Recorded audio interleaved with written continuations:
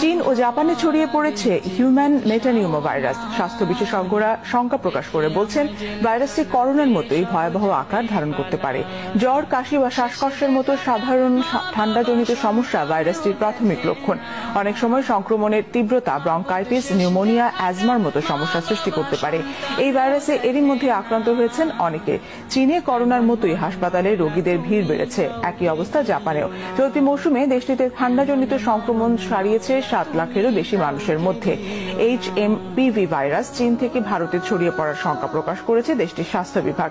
যে কোনো লক্ষণ দেখা দিলে দ্রুত চিকিৎসকের কাছে যাওয়ার পরামর্শ দিয়েছে তারা। প্রায় 2 দশক আগে HMPV ভাইরাসের উপস্থিতি জানান দিলেও এখন পর্যন্ত এর টিকা আবিষ্কার হয়নি।